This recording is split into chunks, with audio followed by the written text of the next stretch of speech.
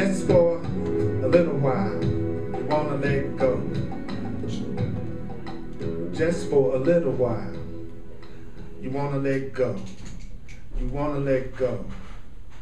You want to let go. You want to let go. You want to let go.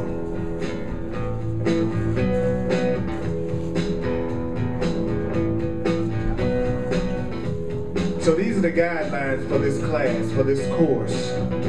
If you're here for the first time, these are the guidelines. I need not believe the idea. You don't need to believe it. I need not believe the idea. You need not believe it. I need not Do what? Believe the the ideas. So you don't have to believe any of the ideas that I share. I need not accept the idea. You don't need to accept the I ideas. need not accept the idea. You don't need to accept the I need ideas. not accept the idea. Guess what? And none of this will matter. It don't matter whether you accept it, believe it. It doesn't matter whether you get it or understand it. Because the use will give it meaning. And the use will show you that the ideas are true. So you don't have to believe it, you don't have to accept it, you don't have to welcome it. If you use it, you will see that the ideas are true. Now, you don't need to welcome it.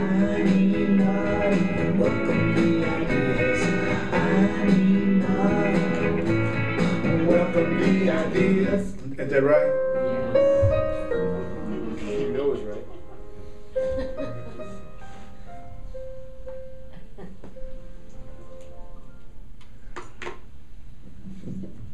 Tonight we're going to be on in the Way of Mastery. We're going to be on page, if you got the book, we're in the lessons, The Way of the Heart, on page 125. If you don't have a book, that's fine. The lesson is 10, and the chapter is lesson 10, The Way is Easy and Without Effort. The way is easy and without effort. And what I do is I cover some of the material about 10 or 12 minutes. Then we throw it open for discussion and comments. And then we go back and I do some more of the material. I'd like to ask you to hold your questions and comments until the question and comment period. So that we'll hear a body of thought. So those of us who want to move ahead and hear the material, we get a chance to really enjoy that. And those of us who want to discuss and talk about it, we get a chance to do that. So when you walk away, you're looking for just your particular sentence, the thing that comes through me that you resonate with, that may be the answer to something that you've been asking yourself or you've been wondering about. It's not about believing and agreeing with everything that you hear, everything that I say. That's not the purpose of this class. The purpose of it is to give us other ways of looking at things, and then I trust that your own inner self and your own inner guide will tell you what you need to do with what you hear. So I'm trusting the God in you, the divine in you, to guide you through everything. Is that cool with everybody? Mm-hmm. Okay, so I'm not trying to convert anybody. I'm not trying to break it out into Kool-Aid or nothing like that. You know, it's no cult. It's just me sharing, you accepting or rejecting whatever you hear according to what works for you. But I don't believe there are accidents, so I don't believe there's anybody here by accident. So the section that we're going to be talking about is, it starts with commit to awakening to the peace that's already within you. So this section is called Commit to Awakening to the Peace that's not the peace that you're seeking, he says, but the peace that's what? Already inside of you, right? So, so then it goes on to say, well, as you cultivate that practice, you will find that the peace that's already within you, that you've touched 1,000 times in 1,000,000 different ways,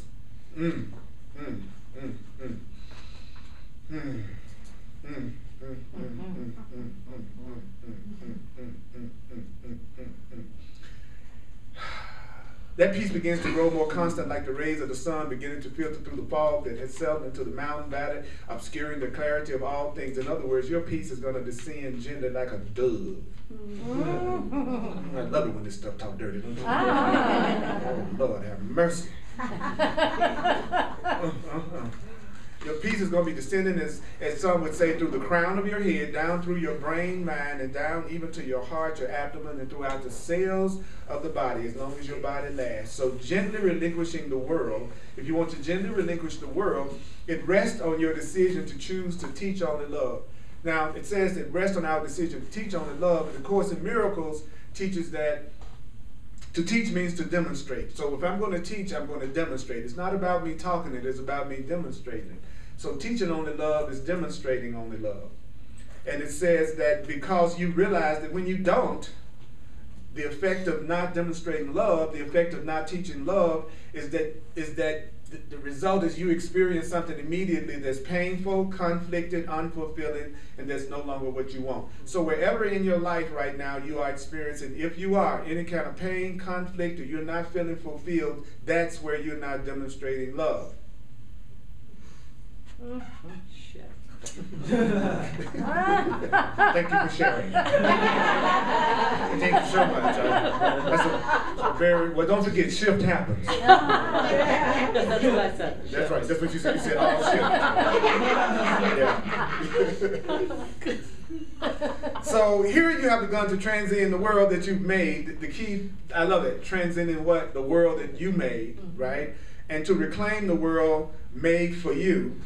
And the world that was made for you by that which created you is a world that rests in perfect union. I love that. A world that rests in the union of the Creator and the creation, God and offspring, Creator and created. In other words, the way is easy. That means the way is without effort. The true way for you is easy.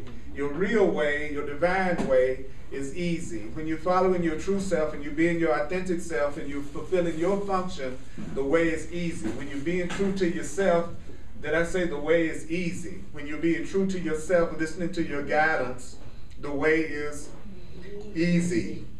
So in the area of your life that you're seeing yourself going through constant struggle and conflict, then you're not following your way. So, what value have you ever placed upon the world that has restored to you the peace that you seek? You have mistakenly thought, oh, this automobile is going to do it. Doggone, if I can just get that Jag, everything's going to be all right. That Lexus is going to take me to the promised land. As I'm going to get in it, I'm going to drive right to the promised land. Just since I don't use I-25 and 530. I'm going to do that out there and get right to the promised land. He says, you tell yourself this relationship is going to do it. Have you ever thought this relationship was going to do it? Yeah, this is the one. This is the one that's going to take me to the promised land. You know, see somebody walk in the room, you say, oh, damn, that's my promised land. just walked in the door.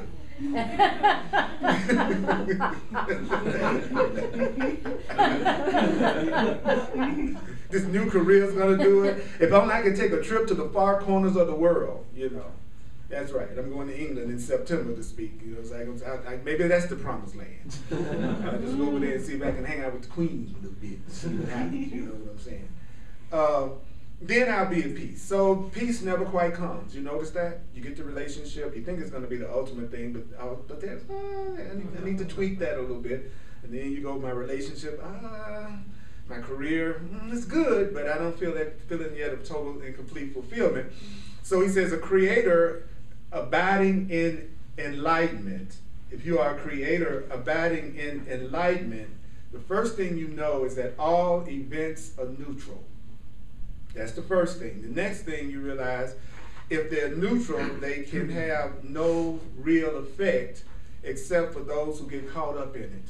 So the events are neutral in your life, but you don't have a neutral feeling about it, so you sometimes get caught up in the events in your life. The creator that's awakened, you are a creator, but the creator that's awakened, it said, creates out of devotion to the mystery of that which has created him or her. So I want to create out of my devotion to the mystery that created me. I want to express and get in touch with the mystery that created me. You're not here because somebody had sex and the egg and the sperm hooked up.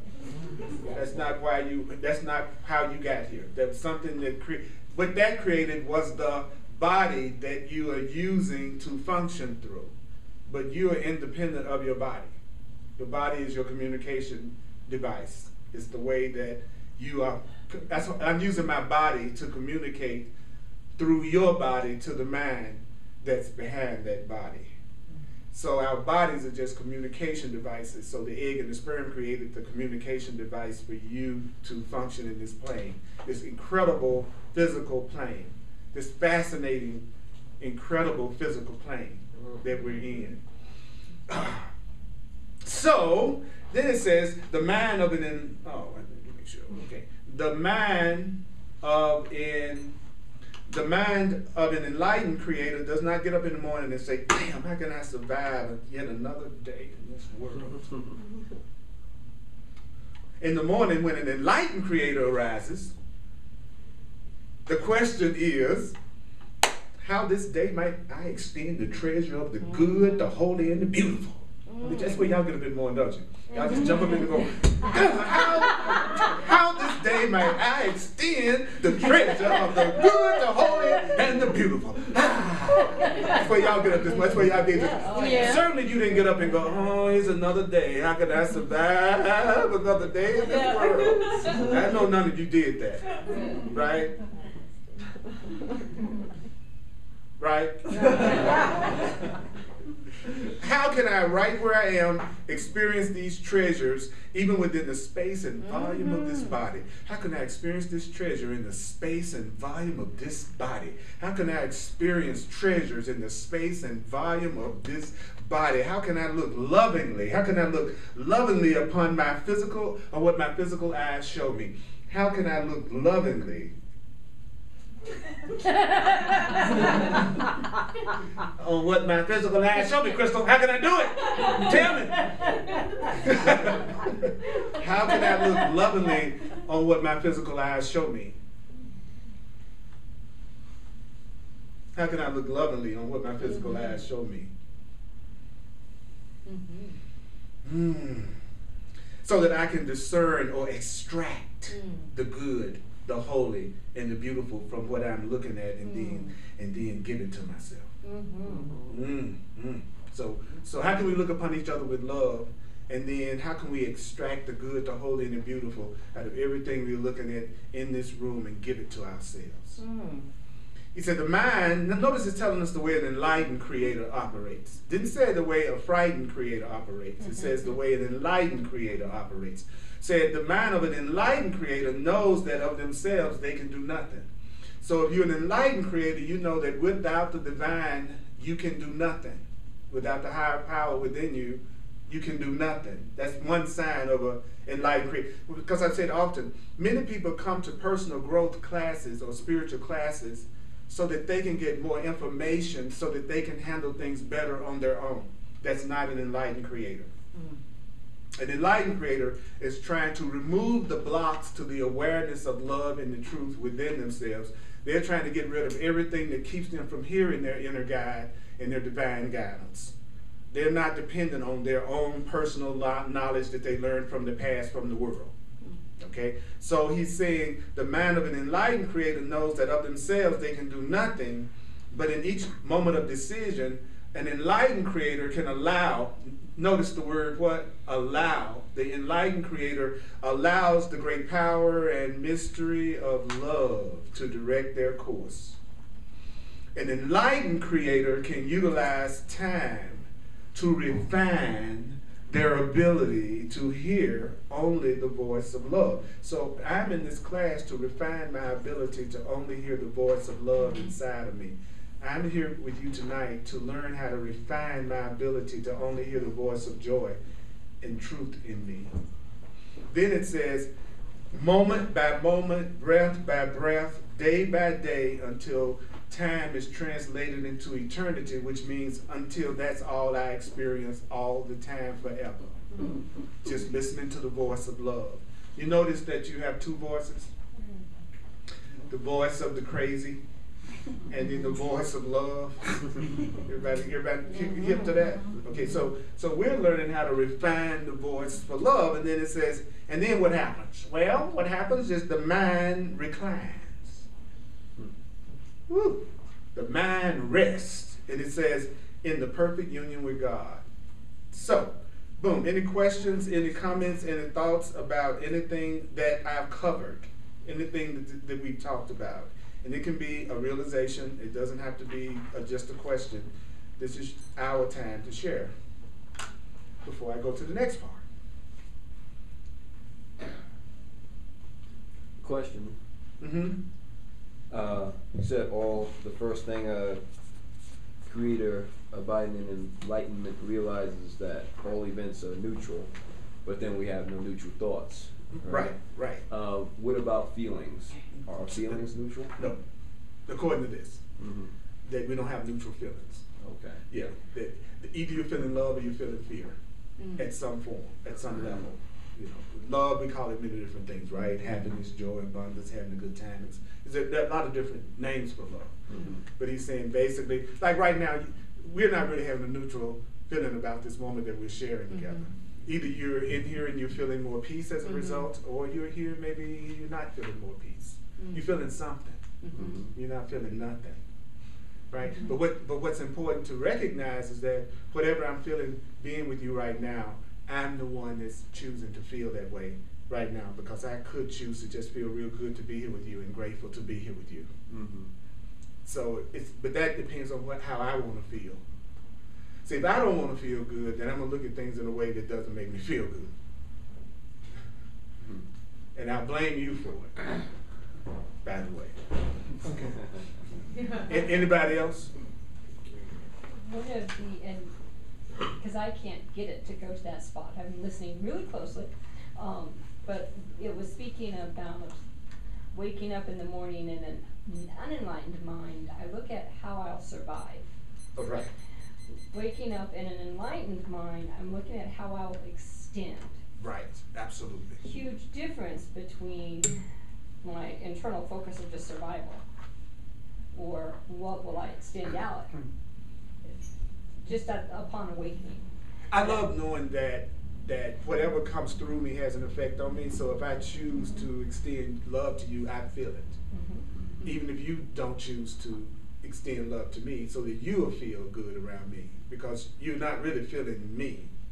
You're just feeling how you choose to feel. So let's say I come to you and I choose to love you and extend love to you. I feel that, right? You choose to extend love to me, you feel it. Now, the deception is I feel it and I say it's coming from you.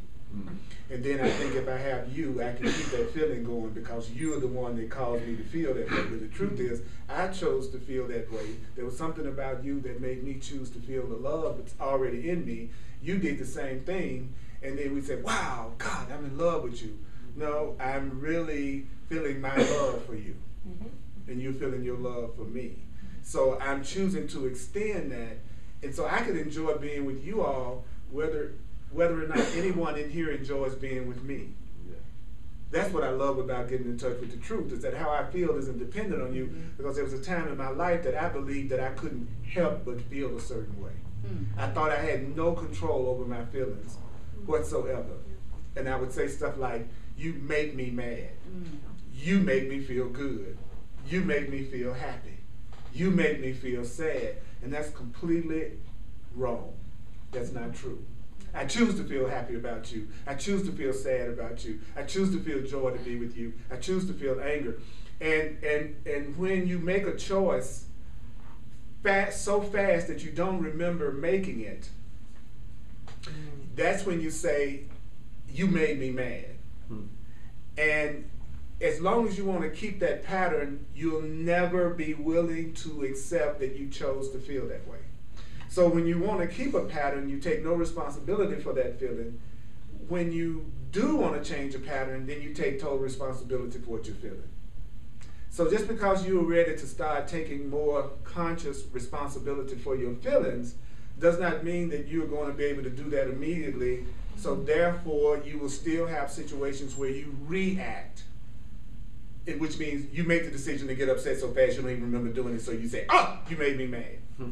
That's all it means, right? So that's why you need to forgive yourself, because you're just experiencing the result of a programming that you've been giving yourself for years that still isn't released completely yet.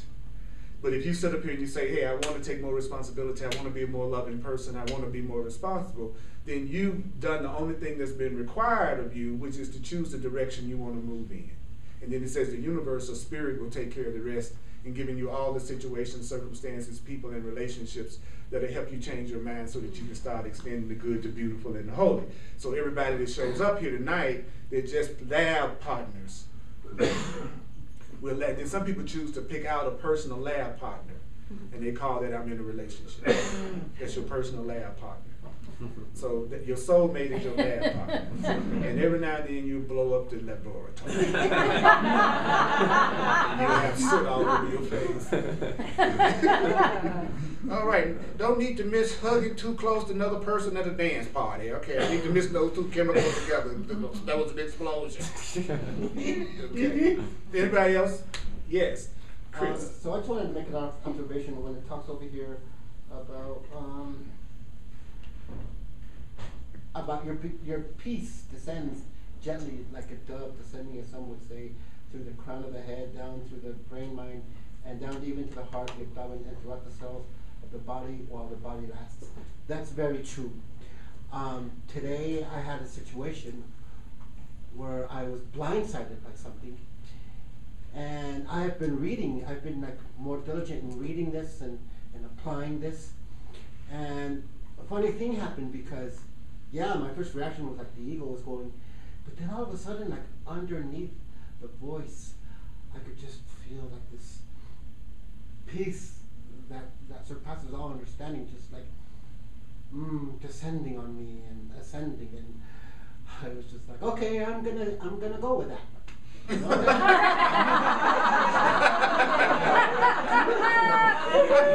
Yay! I'm glad you told me the piece that was missing.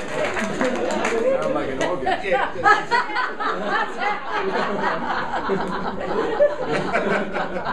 I'm not gonna ask what you were doing. We'll get into that. All righty. So I say that because, like some people are newer here and they may be like, oh, is this really true? It is true. It is true. Yeah. Well, that's why it says the use of the ideas will show you that the ideas are true. It didn't say that you were going to show yourself the ideas are true. It says the use of it, the ideas themselves will show you that they're true. The ideas themselves will show you that they're true, and that's what I always think about. It takes a lot of pressure off of me when I see it that way. That it's the ideas. If I use the ideas, which simply means if I'm willing to use this new interpretation that I'm hearing right now, then this new interpretation will give me the effect that I want, which is more peace. So it says. So guess what? It says events will still occur. Right? He said the world is still what the world would choose to be, unaware that there walks in the midst one who is awake. Like there are people walking around you when you're out that are completely enlightened, but you don't know it. Because enlightened beings look ordinary. They don't like ride down the street saying I'm an enlightened being, looking all flashy. Here's an enlightened being, because an enlightened being, somebody that's awake, is somebody who needs to make no show. That's right. Somebody that's awake, they don't need to make a show. They merely are the presence of wakefulness. So that means when you're around your family and friends, you're being with them, but being aware of love and wanting to demonstrate peace and wanting to demonstrate freedom, that's your function. And it says, knowing that in each moment they are now being informed by the guidance of their comforter, which is the guidance of right-mindedness, which is the guidance of enlightenment. And so that they are no longer attached to fearing, what should I do, what should I say? An enlightened being, they're not attached to that, but they do that. They'll go, what should I say? What should I do? They ask. You start asking. He says, how will this person take it? You're not that concerned with that. How will that person take it? The world is no longer concerned. When I'm sitting up here and I find myself wanting to impress you all at any level, I try to stop and take a breath and say, be yourself. Because when you're a facilitator, you're tempted to try to be a way that you'll get people to want to come hear you and come back to hear you and you go into an inauthentic place. But if the name of the game is me being in a world where I can be myself and give and receive love, then I've got to be myself to see who can love me for myself. If I'm being anybody else, then I attract people who are attracted to the image I'm projecting, and then I have to keep on projecting that image in order to have their love. And that's the error that people make sometimes when they meet new people or get into a new relationship, is they start expressing themselves the way that they think is going to impress the person to get the person, and then they find they have to keep on playing that lie in order to keep the relationship going. Like sometimes people are into metaphysics, new thoughts, higher consciousness, things that are seen as weird by the world, and they'll meet somebody and they won't let them know because they're afraid they're going to think that they're weird. And so then they end up hiding a large part of who they really are. And I could never be in a relationship where I have to hide who I am, because the fact that I'm trying to hide it means I feel guilty about it, and then I feel like there's not something good about it, because anything that you think is wonderful, you like to share. You know, who bakes a really beautiful, wonderful cake and then doesn't say to people, do you want to have a slice? When you love something and you feel like it's wonderful, that's your natural instinct to share it. So anything that you hide is something that you don't value at some level. If you're hiding it, you know, so why are you hiding it? You know, so he says, those who are enlightened experience their very life as an ongoing, flowing mystery, as though something else is living through them. Like if I come in here, I'm saying, Spirit, would you use my body to communicate whatever your message is, right? And this is the meaning of my friend's words, let that mind be in you, which was in our Lord Christ Jesus, as you would read in your Bible. And I love Jesus as a teacher, and Buddha and all the rest of the great spiritual masters. People, I've said this in the class often, people seem like they're willing to say the name of any spiritual master except Jesus in metaphysical New Thought community. You know, it's like, and we know what that's about, right? We know that that's related to what you learned as a child. It doesn't have anything to do with what's true. So that mind is the mind of perfect freedom. It doesn't belong to anyone, but it can be cultivated to flow through you. But only if every fiber of your beingness is totally committed to holiness, which is innocence.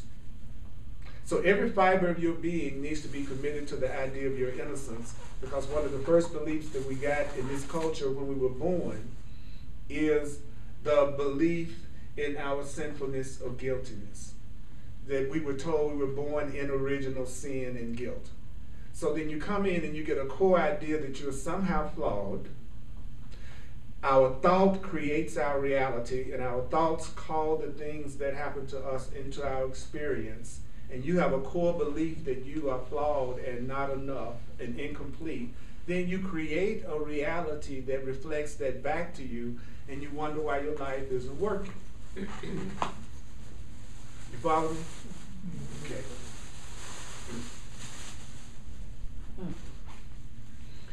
Then it says,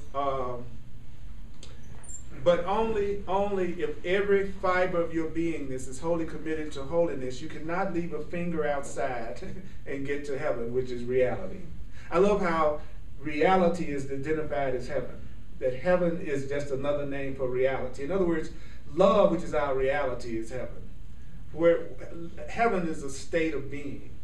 It is a state that is our natural state. Our natural state is to have joy and union and peace and love and to heal and to acknowledge and to be grateful for each other and to value. That should be our natural, normal, everyday experience. It shouldn't be seen as special to meet someone who acknowledges you and values you. It shouldn't be seen as special for you to have a job that you love to go to. It shouldn't be seen as special for you to have prosperity and abundance. That's your natural right as a divine being, as a spiritual being, as a child of God, according to this. We are so far off base that we think people being nice and loving and trustworthy is a special thing to happen.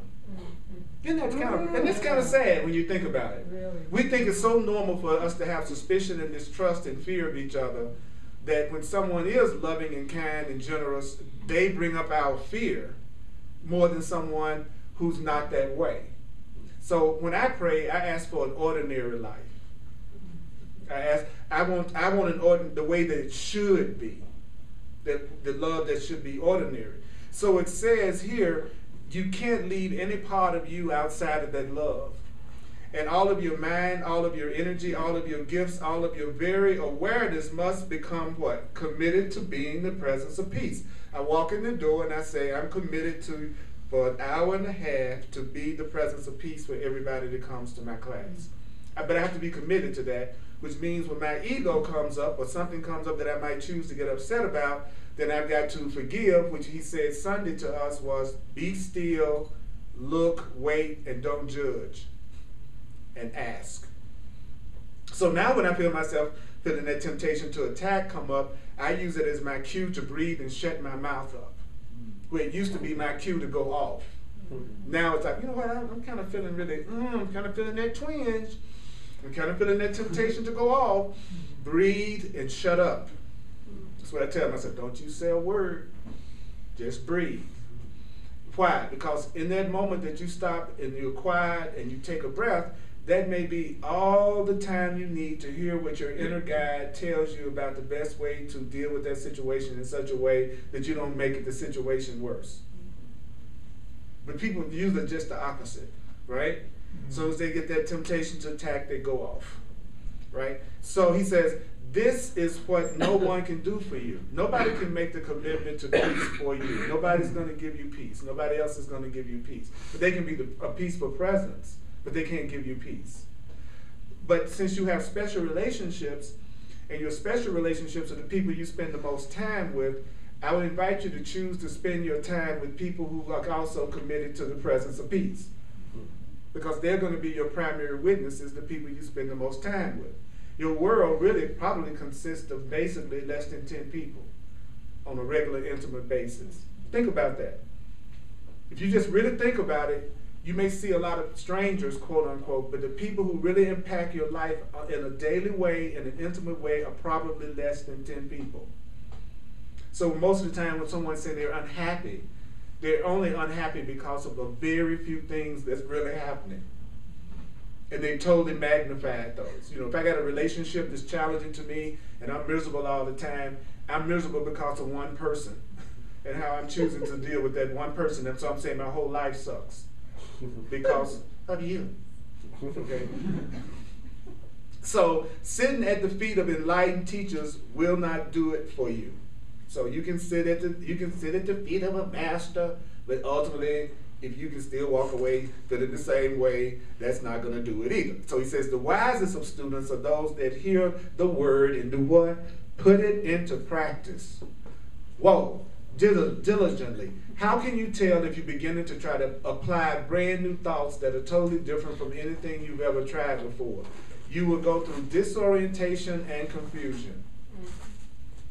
Because if you're doing something totally opposite from the way you used to do it, it's going to sometimes cause you some disorientation and confusion. So a truth student, someone who's trying to move toward enlightenment and being more loving, they should stop putting the requirement on themselves that they're going to enjoy every moment of it. I always beg people to come to classes, stop thinking that just because you're ready to be more loving and to have a happy life, you're going to be smiling all day long. If you already were there, you wouldn't be trying to learn this. If you already knew how to be peaceful all the time, you wouldn't be coming to a class, you wouldn't be reading a book. So stop thinking you're going to be happy all the time while you're learning how to be happy all the time. It ain't going to happen. It ain't going to happen. You know, it's not going to happen. What's a master is someone who can not feel okay and feel okay about not feeling okay. That's the master. The master isn't the person that puts an unrealistic expectation of themselves of being happy 100% of the time when they know they still have some grievances and some fear, which is deep. So I love the fact that I can be in a crappy mood and don't beat myself up about it. Rather than walking around all day thinking I got to tell everybody, oh, I just feel wonderful every minute. Well, it means I'm not getting the truth. No, I'm getting the truth if I tell the truth. Now, that doesn't mean I tell everybody I'm feeling crappy when I'm feeling crappy, because I don't tell people I'm feeling crappy who think I'm the crap that I'm feeling.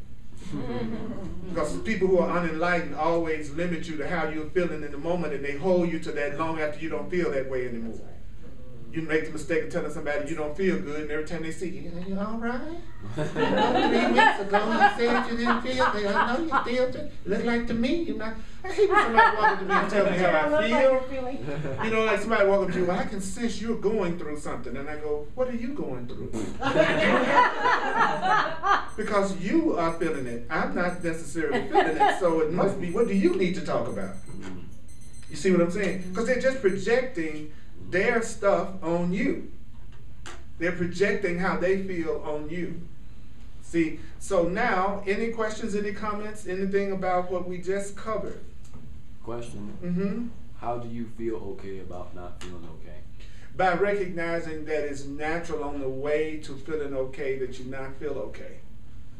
You know, to me, it's like, it's a choice. It's like, okay, right now I'm feeling fear and I'm feeling upset, but I was told that I would feel fear and upset from time to time. Mm-hmm. So what I'm going to do is feel it completely and then ask for another way to look at it and not pretend that I don't feel it, but I'm going to feel it. I can relate to that on a physical level. I do martial arts and extreme kind of martial arts. So what we do is for 3 hours we train, no water, no rest, no even sitting down.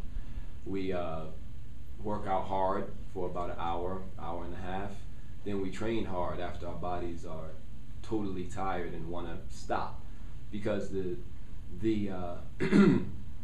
the belief is anyone can do it when they're feeling fresh. Anyone can remember the truth when we're feeling peaceful. Our surroundings are great, but how do you react when you're under pressure?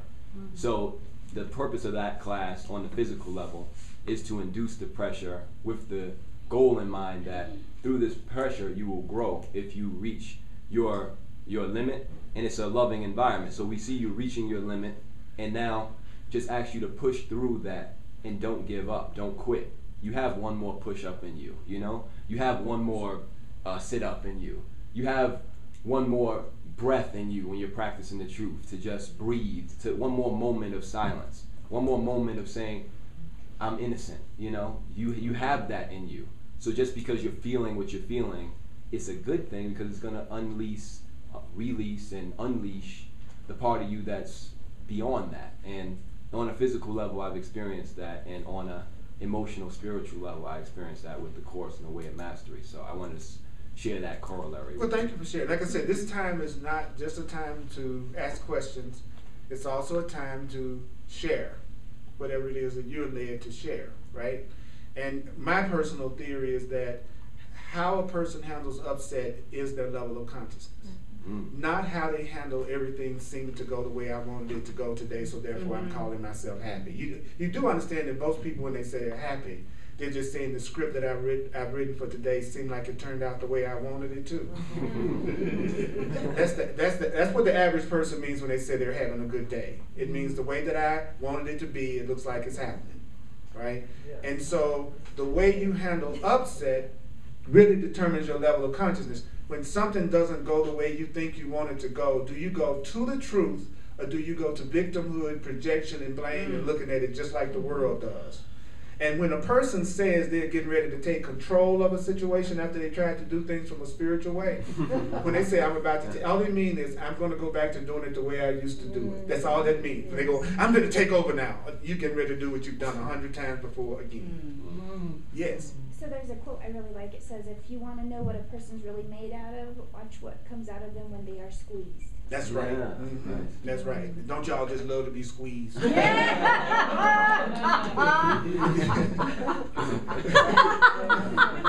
Exactly. There's a pressure is put on you. There was one spiritual teacher that said in the book that most people are like cracked gourds or cracked pots, where they look strong until you put a little pressure on them and then they go to pieces. You know. Someone in the back, get your hand. Yeah, my brother. Yeah, I had a question more specific to something I've just gone through, where I lost my cool completely. Could you talk louder, please? I have a question about something more specific that I've just gone through just now, where I lost my cool completely. So if I go on too long, stop me. I rescued a bird 24 years ago. It has taught me more about life than anything. If somebody walked in right now with a gun at the bird's head and a gun at my brother's head, I'd say, give me the bird. I hate to say it, but this is the way I say it. The bird's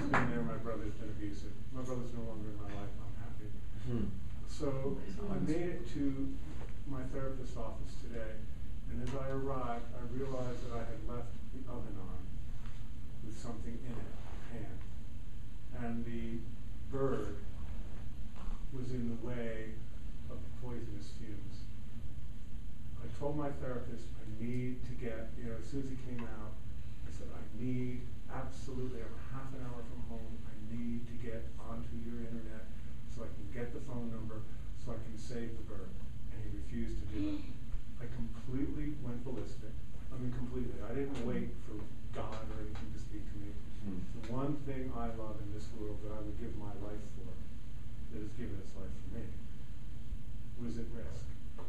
And I just looked at him and I said, you are trying to destroy the one thing I love, and I hope that happens to the things that you love. And I drove home at speeds unbelievable. It was protected, I guess, because nobody stopped me. And, you know, and got the bird. But, you know, I'm not happy about the experience. I'm also very confused why something like that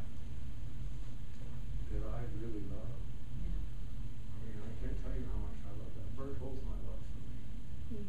You know, I need you to do it louder for me. I want to make sure that everybody can hear what you're saying. well, I just don't, you know, So- I'm in real chaos right now because I've violated everything that, you know, I think I'm supposed to. Well, do. that's what I was just saying earlier. That's a perfect example of what I was just talking about. Your temptation to condemn yourself for not being perfect in the way that you think you should express yourself, while you're on the way to learning how to choose for more peace, because everything that you did could have been done in peace. He could have said, I'm not going to let you use my internet, and you could have not lost your peace. You could have gotten in the car and sped or did whatever was alternative.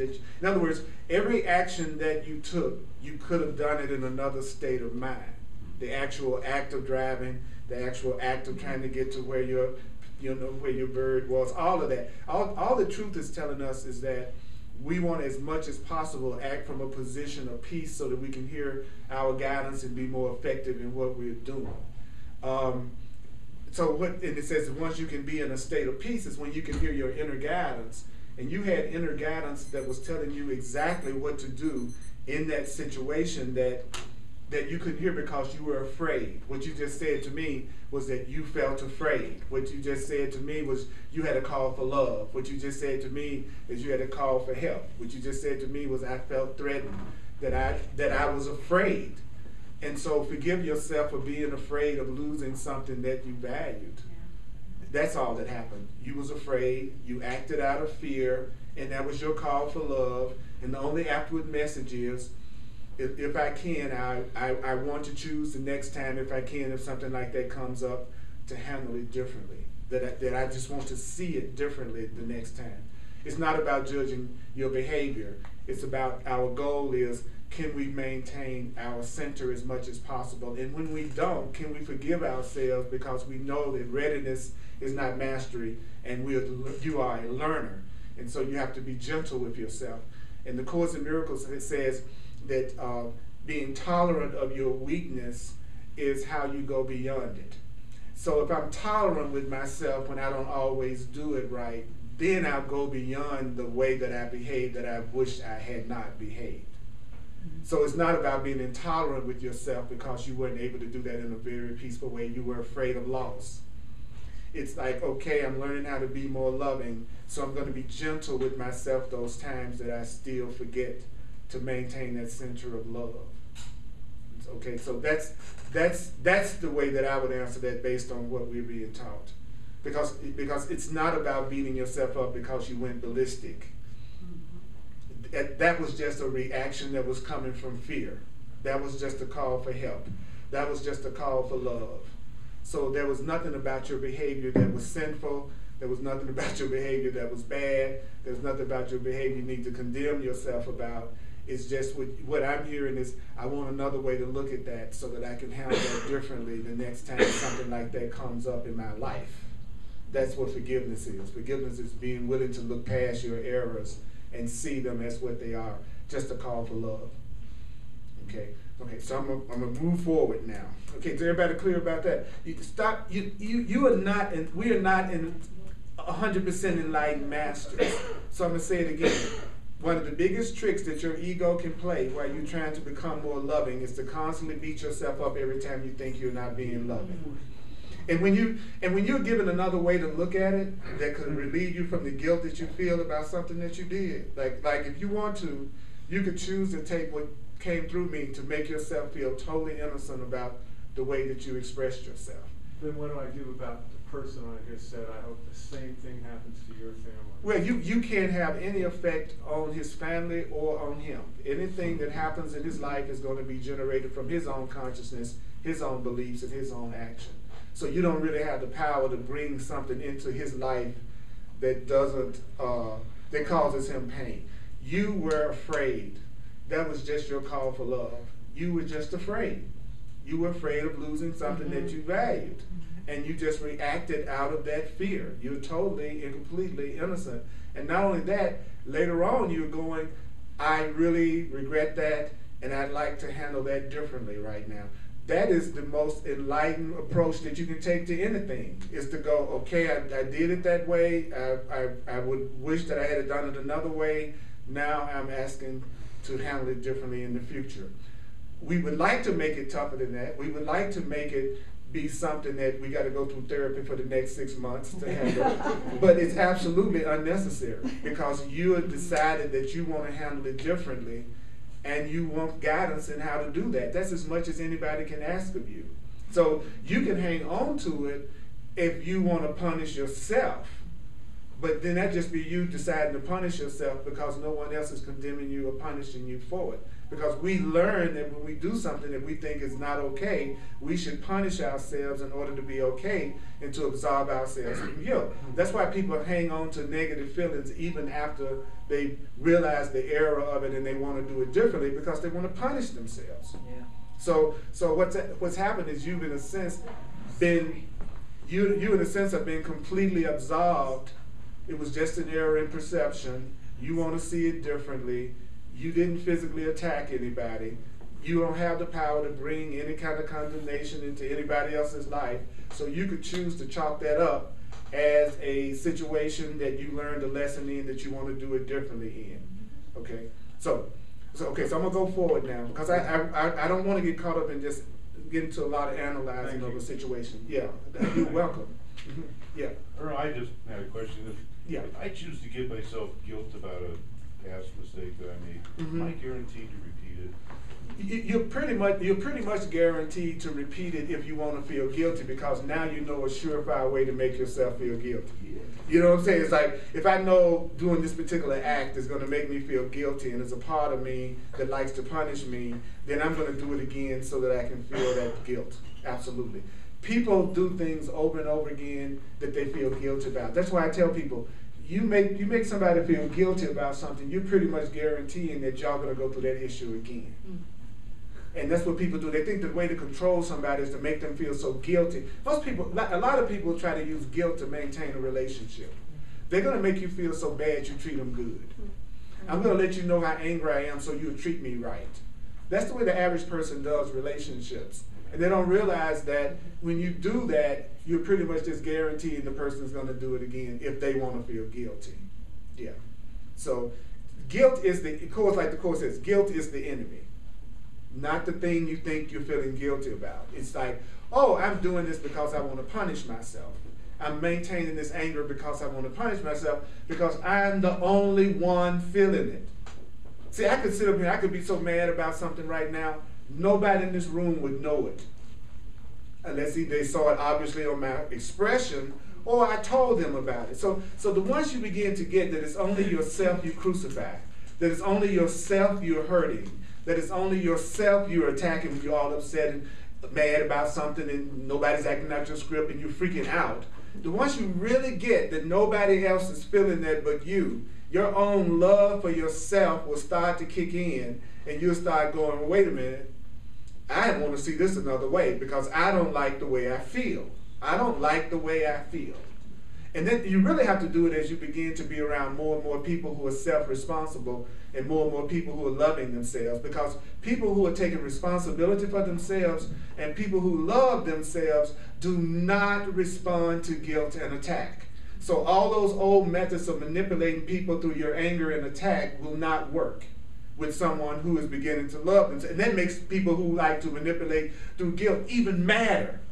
Because they're used to me going off on you and then you saying, okay, I'm gonna do it. All right, I'm gonna do better next time. I promise I'm gonna do what you said. You got mad at me because I came home late for dinner. I'm gonna really try to do a better job. I'm gonna see if I can get home even faster than so that convinces you that your anger gets you what you want. Right? And it only works on somebody who also believes that anger gets them what they want. And it only works on somebody who wants to feel guilty. But when you meet somebody that goes, I've learned that love is not guilt and attack. You're attacking me. That's not loving. I'm not going to respond to what you're doing because I would be convincing you that attacking me gets you what you want. And I'm not going to teach you that attacking me gets you what you want. So I'm not going to do a damn thing you're saying as long as you're attacking me. Period. You're going to have to take another approach. And then what happens is people escalate their anger because they think if I'm just more angry, then maybe that'll work. You still don't respond, and then eventually they go, if I want to reach this person, I've got to deal with it differently. And it takes courage to do that. It takes courage to not give in to your own guilt to the point that you let somebody else manipulate you with their guilt and anger. But if I feel like I'm not enough and I might lose you and then I'm going to be alone for the rest of my life and you're the one that validates my importance, then you're going to go off on me and then I'm going to try to see what I can do to placate your ego so that you won't leave, because I don't have sense enough to know that the best thing that could happen to me is that somebody that's attacking me leaves. That's how little self-esteem I have, that I'm trying hard to hang on to somebody that's not perceiving me correctly and mistreating me. I have work to do on myself, because I'm hanging on to mistreatment. And then somebody that's treating me loving, I'm not even attracted to them. I don't even notice them. But the person that I got all these problems with, I'm obsessing about. That's me wanting to punish myself. And that's what it's saying to us right now. I love this. This is so perfect because it says in the very next, thank you for sharing, everybody that's sharing. We all have those situations like my man has, where we acted in a way that we regretted the way that we handled the situation at the time. And the gift that we can give each other is to remind each other that we're still lovable, that it was just fear, and fear distorts your perception. And then once your perception is distorted, there's no telling how you might respond in that moment. That's the only afterward message is, if you can, try not to do that again. Try not to handle it that way, if you can. See, that's too easy. That's too easy. But that's the kind of people I want in my life. That when I'm not always Mr. Spiritual, that's the thing about being a teacher, is that people tend to be harder on you when your ego comes up than they are on anybody. They treat you like you're a fraud if you're not always smiling and feeling good all the time. Or, I can't believe Earl got upset. If I get angry with somebody, act like Christ just killed them. Anybody else could lose their temper to get upset. Everybody, oh, okay. But if I do it, it's like, I can't believe. You know what I'm saying? But that's the price you pay when you allow yourself to be in the position that I've chosen to be in, so I can learn quickly. I become a projection screen for everybody that comes in the room. That's what you do as a teacher. You say, I give the world permission to project everything on me that they want to project on me. Because you literally become a screen. And everybody, and many people expect you to live the way they never do. They expect you to have the morals they themselves never express. You know what I'm saying? I saw him. He sure hugged her a little tight. I know what he wants, man. Of course, in miracles, Because they want to believe. See, when people, the Course in Miracles says, people who feel weaker than you always want to equalize the situation by judging you and bringing you down to the level that they are operating on, so that they can feel okay.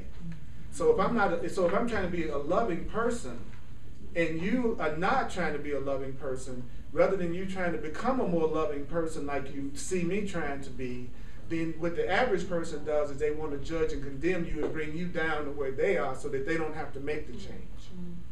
That's why sometimes if you're trying to make a shift, it looks like your friends are the main ones who give you the hardest time about the shift you're trying to make, because they're used to you being exactly the way they are. And all of a sudden you want to do something different, then you'll be surprised that they're the one that has the little comments they're making, or the little jabs that they're saying about what you're trying to do, because the same thing. They want to equalize the situation. They want you to be where they are, and not so. And they'll think, if they're that way, some people aren't, but they'll think you are like they are, so they believe you're not being sincere.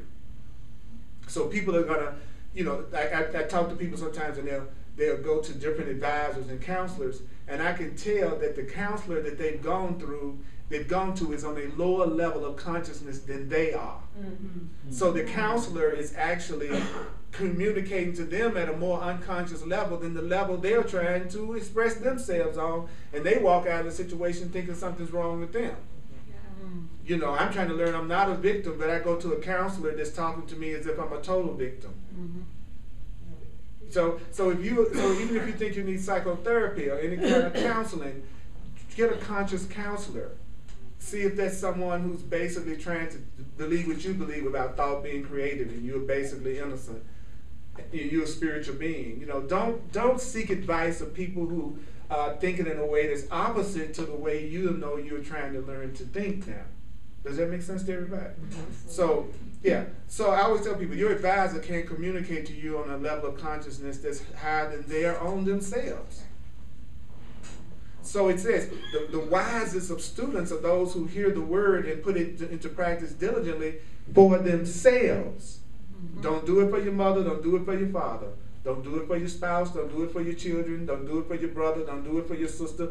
Don't even do it for the sake of the planet, ultimately. Don't even try to do it for the sake of the universe, ultimately. Not for the sake of a new dawn that's coming, not for the sake of anything but yourself. Do it for yourself. Because if I'm a peaceful, loving person that's not going to mug you and only wants to support you, then I have done it for the sake of the planet. See, if you allow yourself to be happy and peaceful and fulfilled, you are helping everybody out around you. That's one less person they got to worry about acting crazy. That's one less person they got to worry about doing something. So every time you allow yourself to feel really peaceful, you are actually helping everybody else when you allow yourself to be happy. I want everybody around me to be happy because happy people are not messing with people. It's the unhappy, I say it all the time, it's the unhappy people that's giving everybody a hard time. It's the unhappy people that's judging everything and everybody. Happy people aren't. Peaceful, loving people aren't. And the minute you get afraid and angry, the temptation is to project the cause of your upset on everybody else, and you start judging everybody else around you, how they let you down, how they're not really there for you, how they're misused. That's you being that way toward you, projecting it on them. Because it's really not their responsibility to make you happy. It's yours, with the help of your divine self. That's the easy way. That's the easy way. So then it says, that self that you really are calls out to you to honor it. Now, how do you honor yourself? How do you really honor yourself? He says, the way that you really honor yourself is to separate yourself from illusions. Separate yourself from all the false ideas you've learned in the world. Separate yourself from all the false ideas you've given yourself. Separate yourself from every idea that makes you feel guilty, angry, afraid, and not enough. Separate yourself from those ideas. He said the ideas, the illusions that you've allowed to make a home in your mind. And do what? How do you do that? See, people say, well, how do I do that? The way that you do it is to become completely committed to teaching only love. See, my mind can't do two things at once, right? You can't hold two separate thoughts the same in your mind. So if I'm in this room and all I'm doing is saying, I want to demonstrate love to you. I want to demonstrate peace to you. I want to demonstrate. See, while I'm concentrating on that, I'm automatically not focusing on my grievances, my upsets, and my anger. So you're either doing one or the other. There really isn't a middle ground where you're deciding which way you're going to be. Actually, you are afraid until you're demonstrating love, or you are demonstrating love instead of being afraid. There isn't a neutral ground that you're saying, I'm going to choose to be in love, or I'm going to choose to be in fear. No, you're either in fear or in love all the time. Wow. How do you know that? By the way you feel. That's how you know it. So he says, there is no other way. Yes, you can sit. I love he says, yes, you can learn to sit in meditation and allow the body and mind to float free and to relax. Yeah, you can learn rituals that help to focus your attention so that you remember that what you are committed to and the distractions of the world do not seem to quite catch you or hook you as much. Yeah, there are many strategies that you can enjoy and experience, but in the end, it's only this: a quiet choice within yourself that no one recognizes, that no one sees, and that no one hears. I've made a decision within myself. I want to be a light on the planet. I want to be love on the planet. I want to be a reflection of truth on the planet. that's a quiet choice that nobody else might recognize, nobody else might see, or nobody else might hear. I've made a decision for my peace. I don't have to shout it from a rooftop. I don't have to say, hey, y'all, guess what? I've decided for peace. You know, this is a decision that I've made from within. So, any questions, any comments about that? They said, if you really want to know that you're enlightened, go be with family folks. If you really want to know you're enlightened, go hang out with your family for a while. That's right. Yes. Well, 150 of us converged on Denver this last weekend. 150 of your family? Yeah, from wow. all over the country. That's awesome. And it was great, but I swear I was challenged every corner. Oh my God, and all those memories. Oh, wow, wow, wow, wow, wow, wow. So those are the people that help generate your core beliefs about yourself at the very beginning. Looking dead on That's it, right. looking straight at it. Think about it. Most of us leave our families, around the age 18, 19, or 20, pretty much. Yeah. Nowadays it's 40 or 50. But back in the day, I was out of the house by the time I was 19. I had my own apartment when I was 20. You know, it's different now. You know, but yeah, but those core ideas and core beliefs that represent your family. Think about how long it's been since you actually lived with them, and then how much they can trigger those core beliefs about yourself more than anybody. That's the beauty of them. I think that I think they give you the most beautiful test to see if you can choose to remain centered and give love without expecting anything in return. Like when I go visit family, I always go, Purdy, you're going to give love. Yeah. You're going here to be love. You're not going here to have a script for how they should be treating you, what they should be saying, because you've been studying the course. So now your family is supposed to be completely changed. They haven't read the book. You have read the book. So it's your responsibility to see them differently, not their responsibility to see you differently. And so the ego is so sneaky, it'll have you going there expecting them to necessarily see you different because you've been studying. Don't you recognize how much more peaceful I am, damn it? You see how much more loving I am? What's your problem? And that's really the way we do it. You know, my mama's still the same way she was when I left. Don't you see I'm more enlightened now? You know? And I'm like, and then that inner voice goes, no, that's not the way it works. You know, you got to demonstrate what you are reading.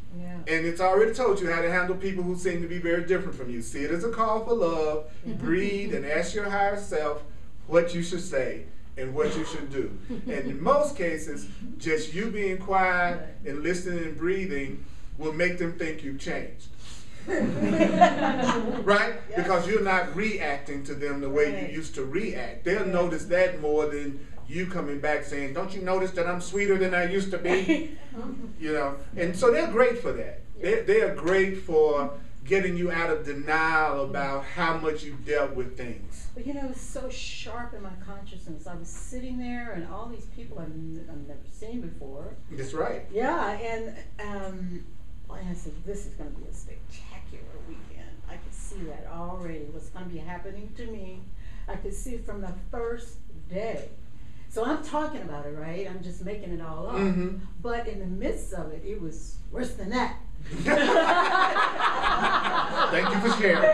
Thank you for sharing. I'm glad you made it. I'm glad you made it through to the other side. And you came and you made it here today. Welcome back.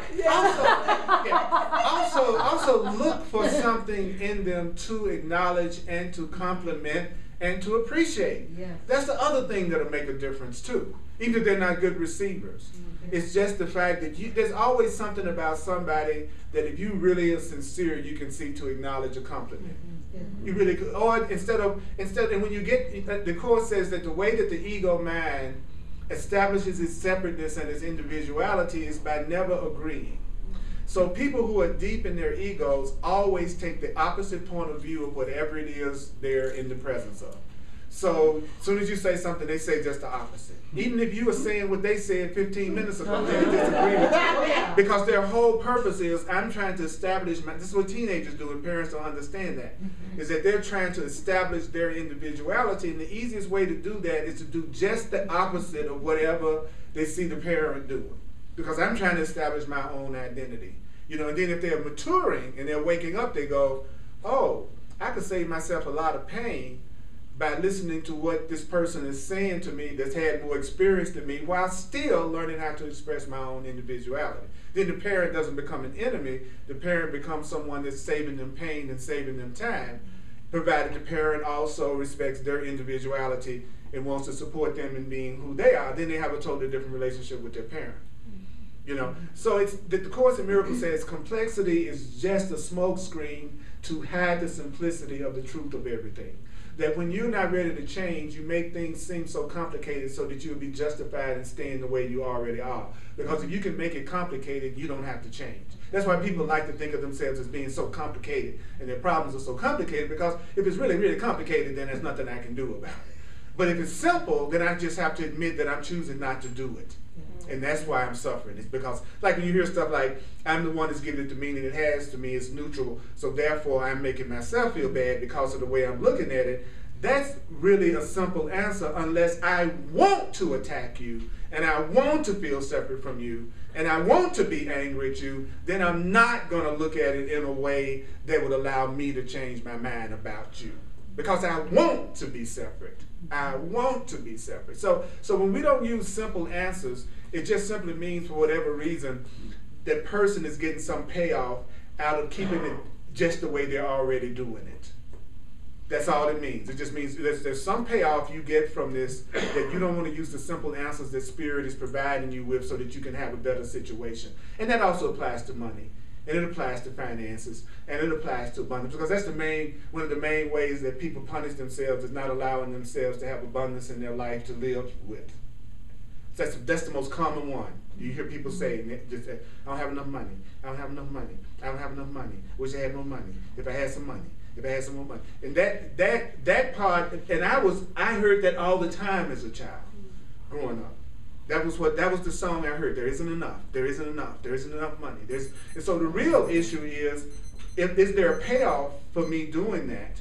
And what is that payoff? And I want another way to look at it. And I'm not guilty because I don't have a lot of money. I'm not valueless because I don't have money. I'm still valuable. I'm still significant, and I'm still important, whether I have money or not have money. My value has nothing to do with how much money that I have. Then when you begin to look at it that way, it takes fear away from money. Then money becomes something that flows into your life quite naturally as an echo of the voice for God. The Course calls it the echo. You know, like if you get in touch with who you really are and get in touch with the idea that abundance is your natural state, then one of the byproducts of that would be you're receiving whatever it was you needed at the level of the world to be taken care of. But you don't make that the goal. You know, it's like yelling out in the canyon, and the echo is your goal, instead of realizing that the echo is a reflection of your voice. So what you want to do is go for the voice, and then the echo will take care of it. If I go for God, the echo is my needs will be met. If I go for the truth, the echo is I'll have relationships that are fulfilling to me at the level of the body. So if you go for the truth, everything else is added. What most people do, not most people, some people do, is they go for the stuff as the goal, and they just want to use the truth as a means to get the stuff. I'm studying this so I can get the money, get the car, get the relationship, I'm just into this stuff so I can get something in the world. I don't see value in the truth itself. Same thing with God. God is a genie that I rub God's belly so God can give me that car I want. I'm into God so God can manifest the car for me. I'm not really into my Creator. I'm not really into that which created me. I have something I'm trying to get in the world that I hope all this metaphysical, new age stuff, truth stuff is going to get me. That's not the same as saying I'm devoted to the truth and I'm devoted to my relationship to Source. Right? Think about that. Think about that. Are you looking at God or the higher power as your genie that's just supposed to get you the stuff you want? Or are you really trying to have a relationship with that which created you? Wow, that's a question. And you know the answer already. Wow. You know whether you're in a crisis and now you're trying to get into God to get your crisis handled.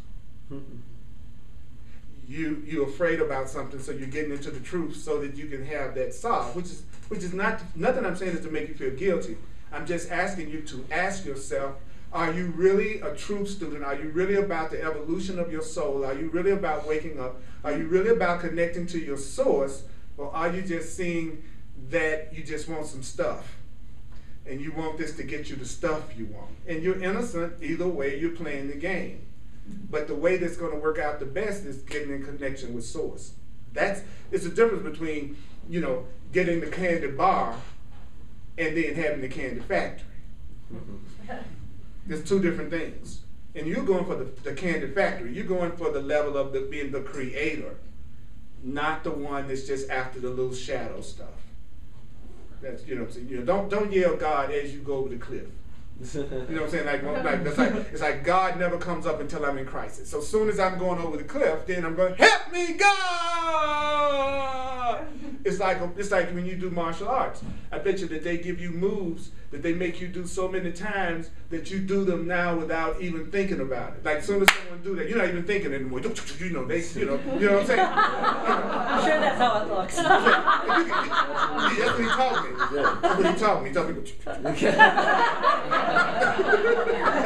me. We say that. We say you do it until you trust your body to react without thinking, because thinking causes gaps in the movement. That's right. And if you think, you die.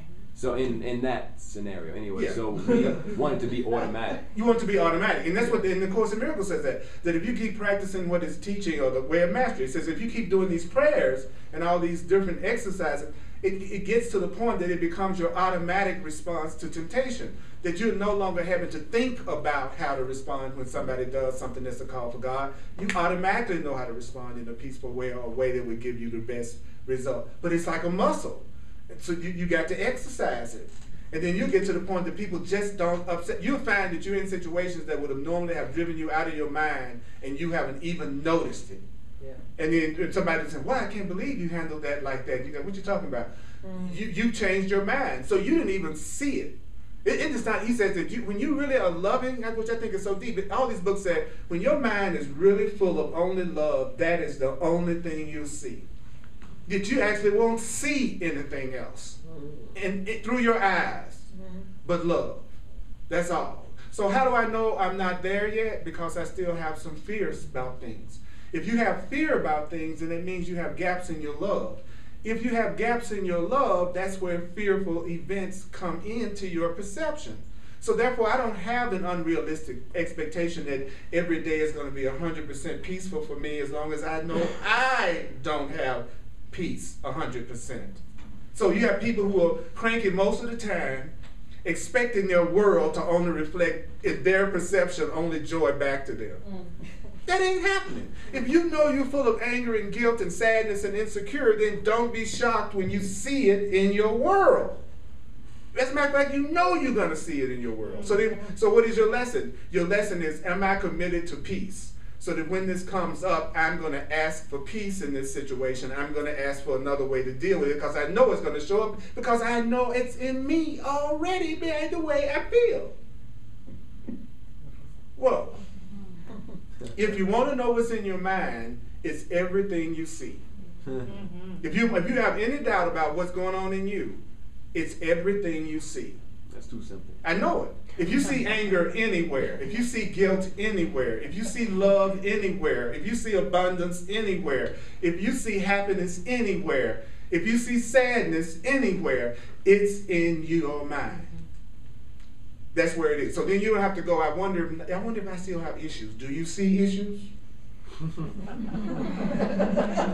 Then you have issues. Do you see some loving people in your life? Then you have loving thoughts in your mind. Do you see some loving people, some crazy people? Well, you got some loving thoughts and you got some crazy thoughts. It's really that simple. Yeah. So don't ever, that way you never fool yourself about the level of consciousness you're on. Your level of consciousness is the world you're looking at. So see, your ego will say, I'm nice and I'm healed and I just love everybody and I've got my act together, but y'all got a problem. So you guys need to get y'all's act together because I've already got mine. You see, and so the Course is saying, and this the Way of Mastery is saying, no, you're only ever seeing your own consciousness. When if you see anger anywhere, you need to ask that it be corrected in your own mind. But the ego part of us says it needs to be corrected in you. You're the problem. That anger thought isn't in my mind. It's you with it, not me. So you'll get to the point, you'll be happy to say that you feel angry, that you feel sad. You'll get to the point that you feel okay about all your feelings and you don't judge any of your feelings because you'll be so grateful that that feeling is making you aware of something that needs to be healed, that you can have healed. You'll actually be glad that your mate makes you mad because you go, oh, wow, I'm glad you made me aware that I have this thought that I didn't know I had within myself right now. Now I know what I need to ask for help with to release. And you made me feel happy. I made myself feel even happier with you than I ever have before. Wow, that's letting me know I have some really loving thoughts about myself also. So the purpose of a relationship is to get you out of denial about what's going on within yourself, and your feelings do that all the time. And so you might be delighted to find out you're not triggered as much as you used to be.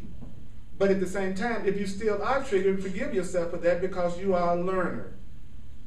You're learning. Give yourself a break. When y'all give yourself a break, when y'all give yourself, when y'all give yourselves a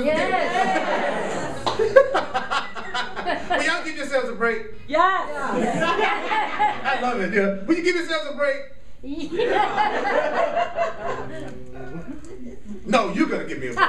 I'm not gonna give myself a break. You are gonna give me a break. You're gonna make me feel good about myself. You're gonna make me feel loved, and you all are supposed to make me feel important. It's your responsibility. That's why I'm showing you how upset I am, so that you don't have any doubt about what you're doing to me. That's why I'm so. That's what you see how miserable I am in your presence. Look at what you're doing. That's what you look at. That's all a miserable person is saying to everybody around them. Look at what you're doing to me. I want you to see it. And I'm showing you by the way I'm being around you how unhappy you're making me. Because if I knew I was doing it, I'd just change it. That's deep, man. When I first read that in the Course, it said, miserable, unhappy people who want to stay that way are merciless to everybody around them. Ooh, that sounds kind of harsh. But that's the doggone truth. If I could change my mind about the way I am, and I'm still insisting on staying in my anger and upset, then I am trying to crucify the people around me and blame them for what I'm going through. And so I'm letting you see what you're doing to me, and if you did it differently, I'd be happy.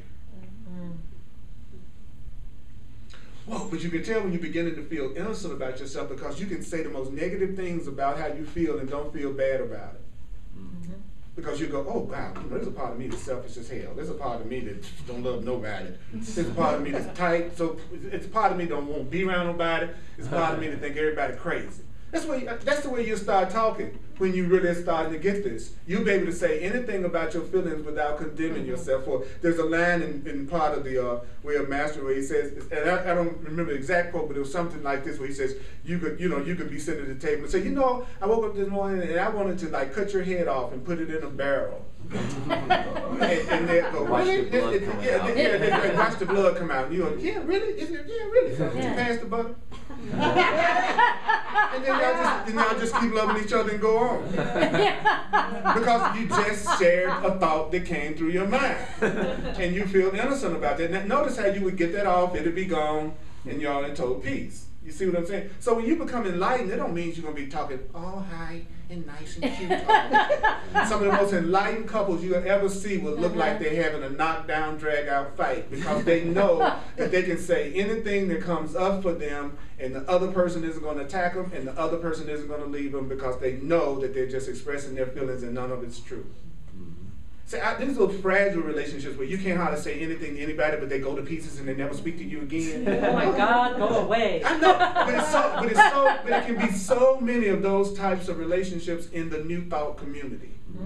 In the New Thought community, you can make one little bitty little thing that you say that the person don't like, and you are dropped so fast it'll make your head spin because we have a tendency to believe that you're going to always have only peaceful communications with people in order for it to be a real relationship, when that's the goal, but that's not where we are yet. I personally like the friends that I can lose it and they still are there when they know that's not my goal to attack them, and I am trying to learn how to take responsibility for myself. I'd much rather be around somebody like that than the minute I do anything, they go, oh, off with his head. I'm done. So, thank you for coming out. Come on, for listening to this tonight. Woo, this is hardcore.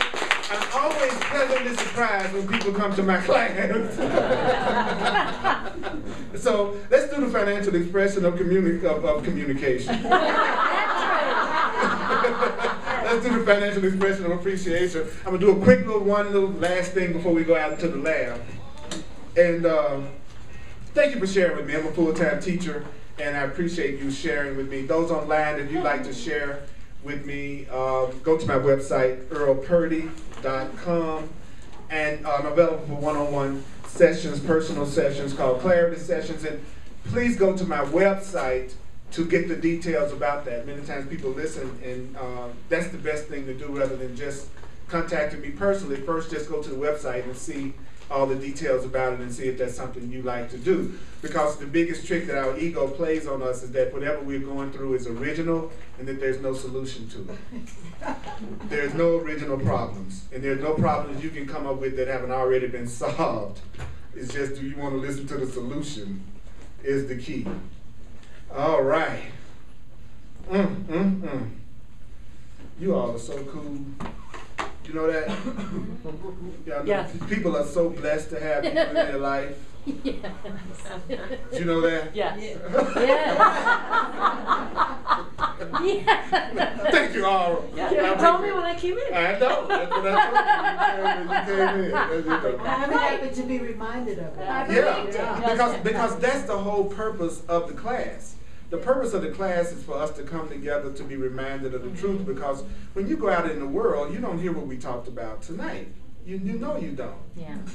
So this is very important. If a person is really beginning to believe that their consciousness and their thoughts create their reality, it would seem to me that the most natural thing that they would want to do is hear the thoughts that they'd like to have manifested as much as they possibly can. Yeah. Does that make sense to everybody? So to say you believe your thought is created, but you continue to not invest in any kind of new thoughts, means you're playing with yourself and you don't really believe what you're studying. Or you would be working on your perception. You would be changing your mind. So be gentle with yourself, please. Okay, You're not going to do it right all the time. You're not going to be freaking happy every minute. You're going to get scared. But don't think that you are your fear. And don't share your fear with people who think you are your fear. I would suggest that when you're around people who don't know the truth, they ask you how you doing, say fine. So here's the question that you want to ask when you wake up in the morning.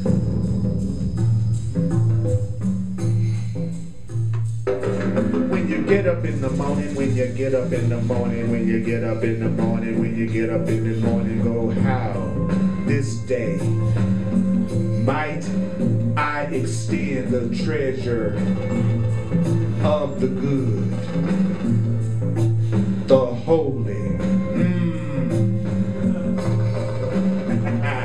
and the beautiful.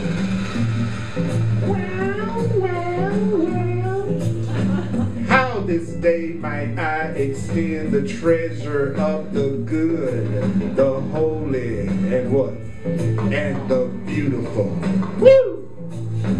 How can I, right where I am, experience these treasures even within the space and the volume of this body? How can I experience this good stuff in my body? How can I experience the good stuff, the beautiful stuff, the loving stuff this day in my body? How can I look lovingly upon my physical and on what my physical eyes show me today? How can I look lovingly on what my physical eyes show me today? How can I look lovingly on what my physical eyes show me today? How can I look lovingly on what my physical eyes show me today? How can I discern? How can I discern? How can I extract? How can I extract the good, the holy and the beautiful. I say, how can I extract the good, the beautiful, and the holy? How can I extract the good, the holy, and the beautiful, and therefore give them to myself? And so those who don't mind saying this with me, say, all that I give is given to myself. All that I give is given to myself. Say what? All that I give is given to myself. Say what? All that I give is given to myself. I give myself abundance. Wow, would you say that with me? I give myself abundance. What about love? What? I give myself love. What about fun? I give myself fun. What about freedom? I give myself freedom. What about companionship? I give myself companionship. What about God? What about God? I give myself God. Ooh, that sounded good. One more time. I give myself God. What about good? What about good? I give myself good. Now, here's the tough one. I always give this every now and then. Here's the tough one. I am juicy and sweet. I am juicy and sweet. I am magnificent. I am magnificent. I am luscious. I am luscious. I am a treasure of God. I am a treasure of God right now. Right now.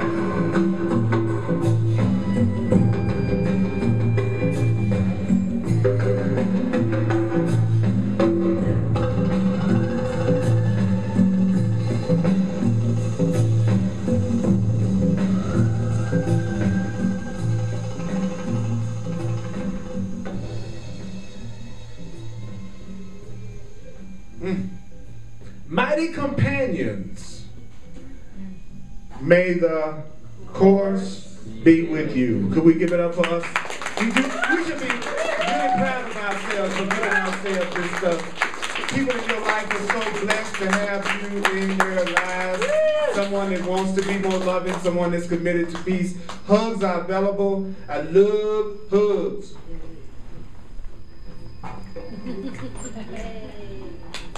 Bye.